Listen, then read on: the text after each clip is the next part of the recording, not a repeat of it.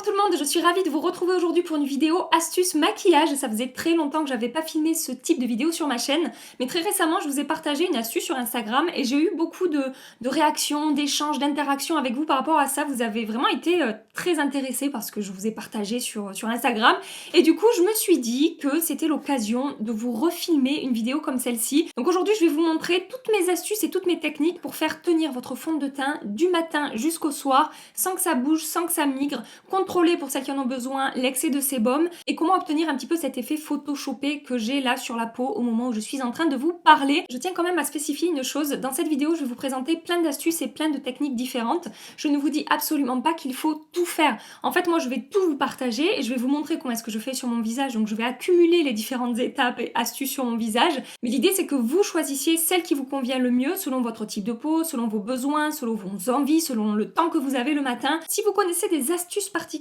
que je n'ai pas forcément partagées aujourd'hui, je vous attends dans les commentaires. N'hésitez pas aussi à me dire quelles sont vos techniques préférées pour prolonger la tenue de votre fond de teint, puisqu'on est sur une vidéo prolonger la tenue de fond de teint aujourd'hui. Je vais passer à l'application du maquillage. Juste avant ça, si vous débarquez sur cette chaîne, sachez que j'ai un cheveu collé sur mon gloss. Voilà, je viens de l'enlever. On parle beaucoup nouveautés make-up, on fait des crash tests, des revues, de temps en temps une petite vidéo astuce vient s'incruster comme aujourd'hui. Donc si ça vous intéresse, n'hésitez pas à vous abonner et je vous laisse tout de suite avec la suite de la vidéo. Avant toute chose, petit état des lieux de ma façade. Je vous ai dit que ma peau commençait à aller un petit peu mieux ces derniers temps, que j'avais moins de boutons, moins d'imperfections. Ça n'a pas duré longtemps, hein. Comme vous pouvez le voir, là, je commence à avoir... c'est le printemps sur mon visage. Hein. Pour commencer, première recommandation avant d'appliquer le maquillage, c'est un conseil que je vous ai souvent donné. Il faut absolument prendre soin de sa peau avant de commencer à se maquiller. Si votre peau ne va pas bien, votre maquillage ne se comportera pas bien. Donc que ce soit pour les peaux sèches, normales, mixtes ou grasses, il faut absolument prendre soin de votre peau. Trouvez les soins adaptés à votre type de peau. Si vous avez la peau mixte à grasse et que vous vous dites pas la peine que j'hydrate trop ma peau parce que je brille déjà assez rapidement comme ça dans la journée, vous risquez d'obtenir l'effet inverse, c'est-à-dire que moins vous allez hydrater votre peau et plus votre peau va produire du sébum au cours de la journée. C'est une expérience que j'ai vécue, je n'hydratais pas assez ma peau et puis je me suis mise à intégrer plus de soins hydratants dans ma routine et ma peau a moins produit de sébum au cours de la journée. Donc vraiment prenez soin de votre peau. Si vous recherchez des chaînes, parce que moi je ne suis pas une experte en soins de la peau, mais si vous recherchez des chaînes pour vous aider à créer votre routine soin, vous avez la chaîne de Sonia Seller, je vous la mets dans la barre d'infos, vous avez la chaîne de Audrey Bayreo, voilà, ce sont des mines d'informations sur le skincare ces filles, donc n'hésitez pas à aller voir. Donc moi j'ai fait ma routine soin avant de commencer à filmer et première chose que je vous conseille de faire, c'est de prendre un mouchoir. En fait j'ai pris un mouchoir à la base, un mouchoir normal et vous savez il y a plusieurs couches dans un mouchoir et je l'ai pelé. En fait j'ai enlevé une des épaisseurs du mouchoir et ce que je commence à faire c'est par venir tapoter le mouchoir sur ma peau pour absorber. Bon, j'ai quand même laissé poser mes soins, hein. Je le fais pas tout de suite après mes soins. En général, j'attends 20 minutes avant de commencer à me maquiller, je trafique autre chose et puis après je vais me maquiller. Et donc, je viens, comme vous pouvez le voir là, moi je vous vois plus, je viens absorber, voilà, ce qui reste de soins, ce qui n'a pas été absorbé par ma peau pour enlever l'excédent de produits, en fait, tout simplement. C'est le moment d'enfiler cette magnifique chose, sinon mes cheveux vont vraiment me gonfler au cours de cette vidéo. La dernière fois que j'ai mis un serre-tête, je vous ai dit, purée, on dirait une petite fille là, quand je mets mon serre-tête comme ça. Il y en a une d'entre vous qui m'a laissé un commentaire, Marie-Thérèse va au caté. Ça m'a fait rire, je crois que je l'avais publié sur Instagram et tout. Et maintenant, à chaque fois que j'enfile mon serre-tête, je me dis putain, on dirait Marie-Thérèse qui va au catéchisme. L'astuce que je vais vous partager maintenant, je vous l'avais partagée sur Instagram. Si vous ne me suivez pas sur Instagram, c'est La Loge de Gabrielle, je vous le mets ici. Et donc, j'ai eu des retours très positifs et des retours quand même un petit peu négatifs. Donc, attention à cette astuce. Ce n'est pas qu'elle n'est pas forcément efficace, c'est qu'elle ne conviendra pas forcément à tous les types de peau. Si vous avez la peau sèche, je suis pas sûre et moi personnellement c'est pas quelque chose que je vais faire tous les jours, mais au niveau de son efficacité sur ma peau ça fonctionne très bien. Donc en fait l'idée c'est qu'une fois que vous avez donc appliqué vos soins, vous prenez une poudre de finition. Moi je vais prendre ma poudre matifiante, c'est la Shape Tape Setting Powder que je ne vous présente plus. Et donc je vais balayer, je vais commencer en fait avec un pinceau très fluffy. Donc là c'est le pinceau Sheer Powder de chez Smashbox. Je vais balayer très légèrement mon visage. Ça va être la première étape en fait de mon maquillage. Cette astuce-là, je la tiens du make-up artiste Jordan Liberty. Il a un compte Instagram où il poste des make-up qui sont magnifiques. Il a aussi une chaîne YouTube alors qu'il a arrêté pendant un certain temps. Mais je crois qu'il va recommencer à poster petit à petit des vidéos. Et ça, c'est une vidéo qu'il avait postée il n'y a pas très longtemps. Et donc voilà, j'ai eu envie de tester cette astuce et ça a plutôt bien fonctionné pour moi. Donc une fois que j'ai balayé ma poudre de finition sur tout mon visage, je vais ensuite appliquer par-dessus du spray fixant. Donc c'est pareil, je vais pas en mettre 3 tonnes, je vais déposer un voile sur mon visage. Voilà. Alors vous pouvez croire que j'en ai mis beaucoup, mais franchement j'ai dû rater 3 sprays, j'ai dû les mettre à côté parce que c'est à peine si on le voit sur mon visage que j'ai du spray, j'en ai vraiment déposé un tout petit peu. Petite parenthèse, pendant que c'est en train de sécher, quand j'ai partagé cette astuce sur Instagram, vous avez été quelques-unes à me dire oui mais Wayne Goss, on a parlé il y a très longtemps de cette astuce.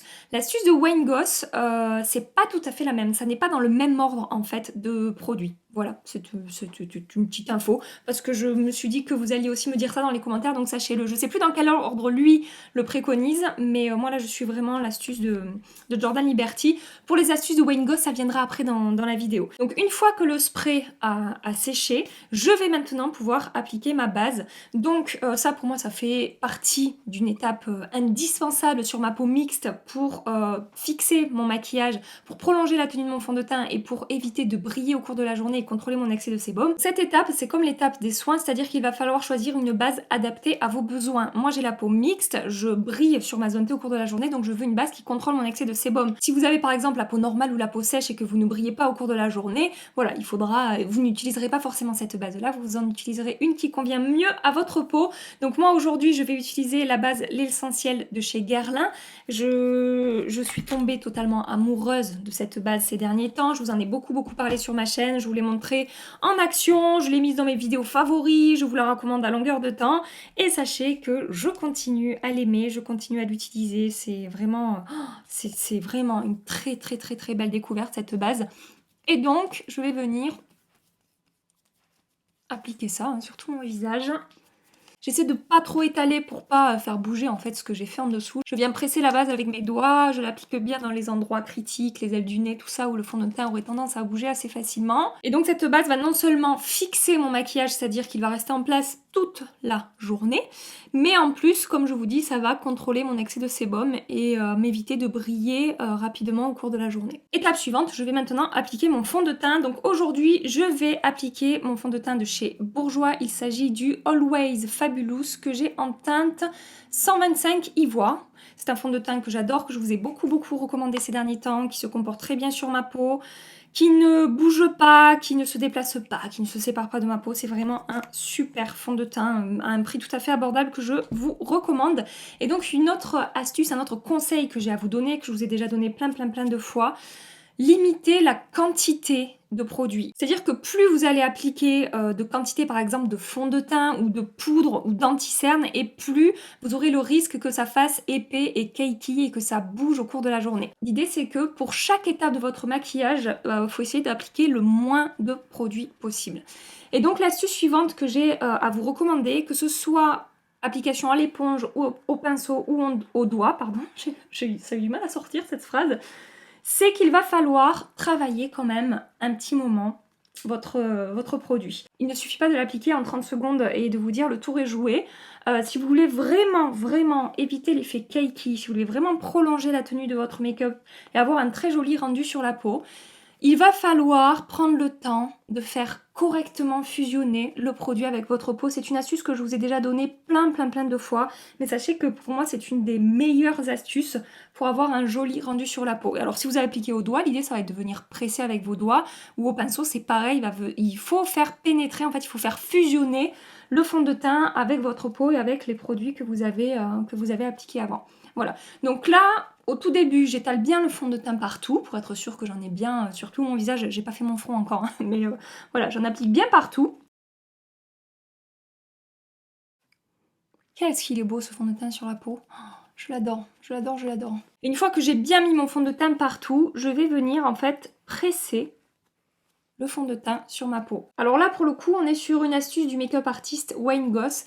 Et donc, il expliquait dans sa vidéo qui remonte maintenant qu'il fallait en fait vraiment, comme je vous ai dit, passer un moment à presser le fond de teint sur votre peau, en particulier sur les zones où le fond de teint a tendance à bouger en premier. Moi, ça va être les ailes du nez ici, le menton ici et sur le milieu de mon front là. Dans sa vidéo, je me souviens qu'il disait qu'il pouvait passer des fois 6 minutes à faire ça.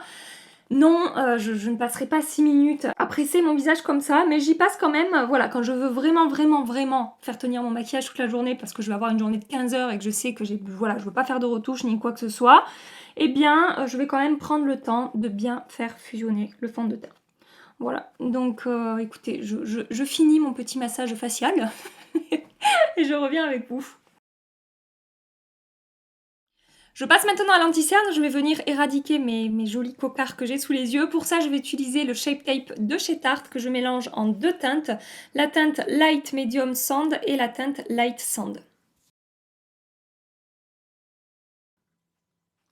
Et pour l'anti-cerne, ça va être le même principe que pour le fond de teint, c'est-à-dire que je vais commencer par étaler normalement mon anti-cerne, faire en sorte que, voilà, que ça soit bien...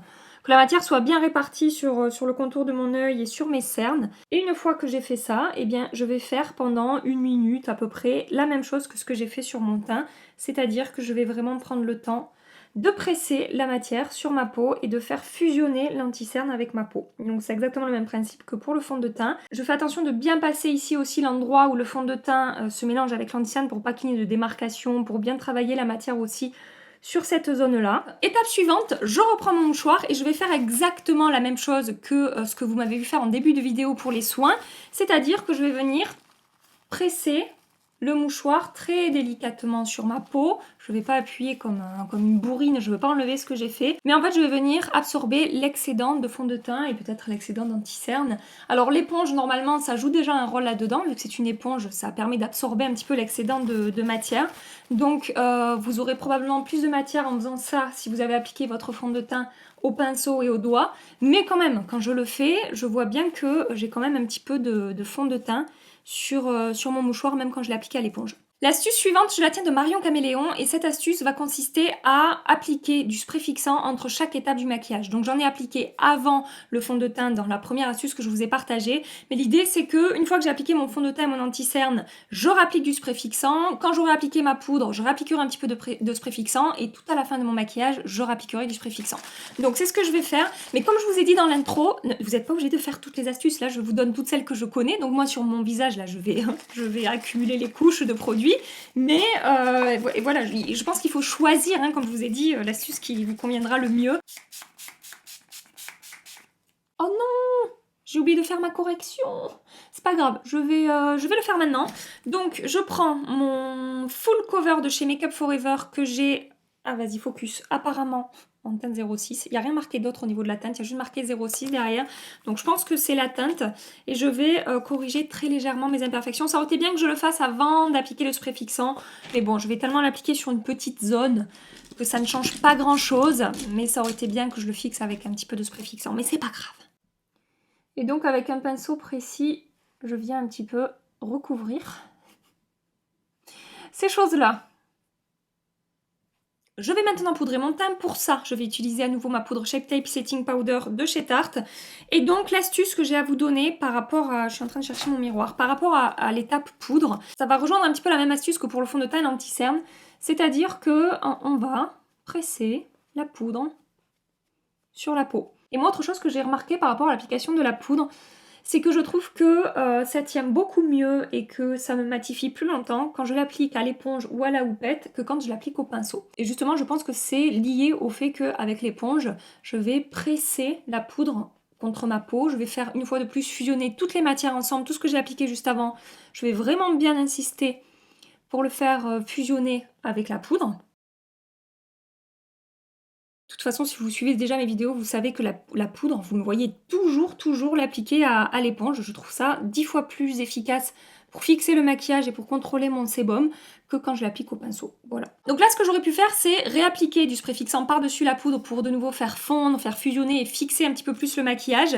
Mais vu que j'accumule toutes les astuces et toutes les étapes dans cette vidéo pour tout vous montrer, je vais pas faire ça. J'appliquerai mon spray fixant quand j'aurai appliqué mon blush, bronzer et highlighter parce que sinon, je vais finir figée. Je pourrais plus vous parler si ça continue. Donc, bronzer, blush, highlighter et je reviens tout de suite.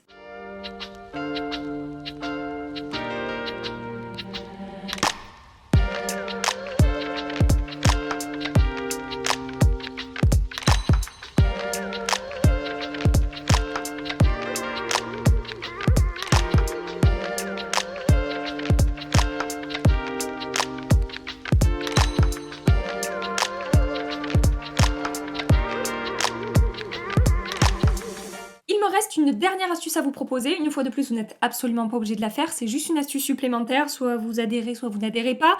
Et donc, ça consiste à prendre une poudre de finition, en particulier une poudre compacte. En tout cas, moi, j'ai toujours vu cette astuce avec des poudres compactes.